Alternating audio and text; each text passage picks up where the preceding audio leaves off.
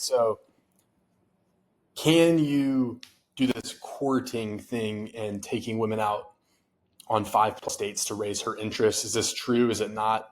Like one of my followers here says, he's seen a recently viral post about courting, taking women out on 5+ dates to raise their interest. And he's saying, 5 dates in 2025, have you lost your mind? But everyone in the comments were claiming how their girl is different because she made them wait, feel good stories.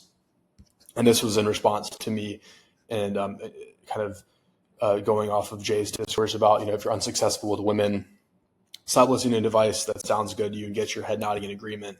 Basically, me kind of piggybacking and saying, this is the exact reason accounts in the space get relatively low engagement compared to traditional normie values content, is because average people get average results. So it's expected that accounts talking about above average stuff will have less engagement and head nods, as it's less relatable to the average person. Way more people relate to soy brain slop content and feel good truths, snooze their fragile egos without making them question the entire paradigm of life they've built their lives around since the beginning of their programming. So that's kind of how he responded to my post here. And that's when I made this response to him and basically said, there's no such thing as raising a woman's genuine primal desire, which is at its core the first principle and main ingredient to a healthy, sustainable relationship.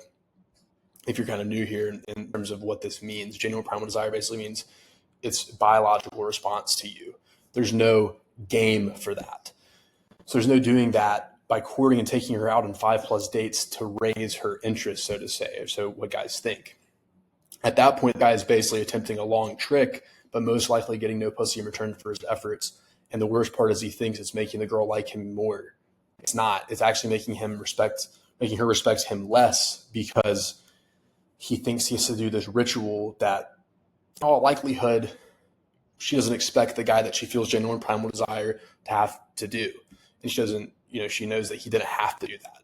The kind of guy that guy doesn't need to do this kind of monkey dance or bird dance or whatever. So it's a terrible exchange. It's kind of, I have to do a creative bird dance to get the woman mentality is the exact reason the guy has no woman in the first place. And just because she makes a guy wait 5+ dates to smash doesn't mean that's what she did for everyone else. This is another misconception, logical fallacy guys have. They're like, oh, she did it for me, she did it for everyone else. And this goes both ways. It's like, oh, she put out immediately for me. She slept with me on the first date or second date or gave me head on the first time, whatever. That doesn't necessarily mean she's done that before. Speed to bed doesn't make a woman a slut. Body count does. And this goes back to a different point, but I'll just say it here. That's why vetting or like trying to mate guard or doing all this stuff doesn't work, and trying to kind of see or pry about her past is just going to make her more defensive and more likely to say no, kind of withhold it and get repulsed. Anyways, back to the point. These types of mercenaries, funny enough, counterintuitively, are live action role playing, basically, faking, acting as good girls with traditional values to lock down a naive sucker who wants to believe the woman of his dreams is a good girl. It's a high Machiavellian reputation management play, and the suckers don't seem to get it. They refuse to accept that the woman they think they love is a cold and calculated mercenary.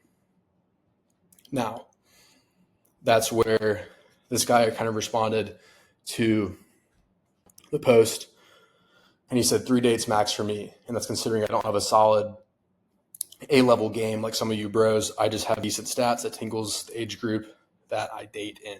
If you don't know what 3 dates is, it's like some guys have a 3-date rule. They're like, if I don't smash by the 3rd date, then I'm basically out of there. And I kind of go into more detail on this in my most recent Substack post, which is on the economics of buying women. So you can read that over there if you want. But anyways, I kind of detail, about how the most I've ever waited, the most I've invested before sex is 3 dates, but now I'm typically a 0 or 1 date kind of guy. And so he says that, and, because a lot of what we talk about is no dates. And so I say here, no dates is more of a mindset than anything else. It's a way of thinking that keeps you unexploitable. Because as long as you go into your multi-date strategy knowing that it isn't necessary, that's what really counts.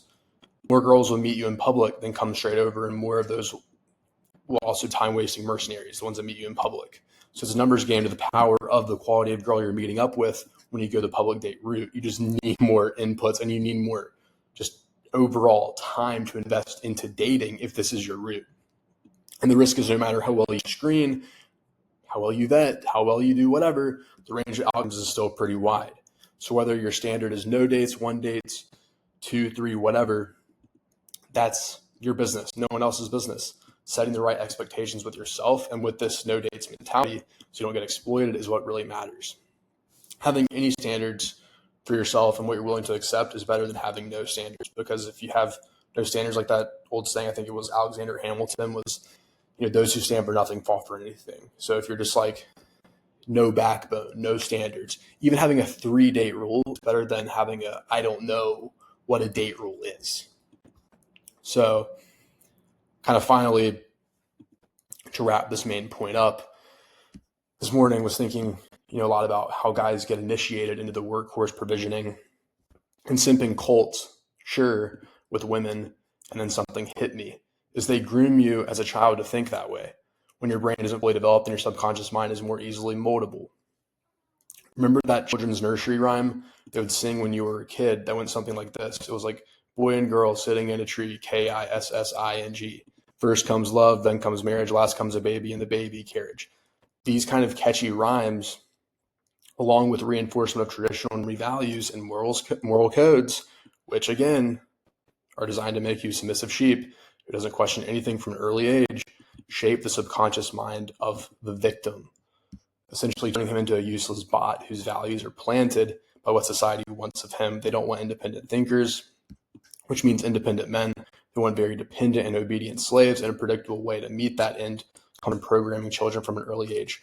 All of this kind of, in contrast, I could probably make a different post on this, is, about the rhetoric and the overall, even just the fact of talking about a date rule, a 3-date rule, 1-date rule, the rhetoric on the other side would be like, oh, well, you should want to take women out and you should be courting them and you should court them this way. And my husband courted me that way. All of it's slop.